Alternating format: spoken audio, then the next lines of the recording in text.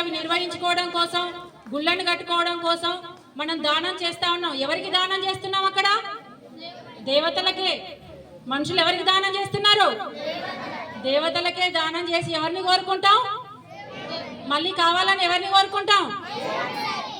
దేవుళ్ళని కోరుకుంటాం. అటువంటి గొప్ప గుణం కలిగినటువంటి వ్యక్తులు మన పరిపాటి శ్రీనివాసరెడ్డి గారు.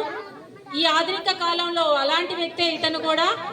చేతికి ఎముకే లేదన్నట్టుగా చేసే దానాలెన్నో, చేట తీరుతున్న ప్రాణాలెన్నో, ఆలయం కన్నా అక్షరాలయమే మిన్న అన్న వారి సంకల్పం చదువులమ్మకే నీడై సర్వం వారై పుట్టిన ఊరికే కాదు, ఎస్ఆర్ఆర్ ఫౌండేషన్ పేరుతో ప్రతి ఊరవరా వారిదే పేరుగా నిలిచింది అన్నట్లుగా కోరిన వారికి, ఆపదలో ఉన్న వారికి సాయం చేస్తూ గొప్ప మనసున్న వారిగా ఇప్పటికే చరిత్ర పుటాల్లో నిలిచిపోయారు.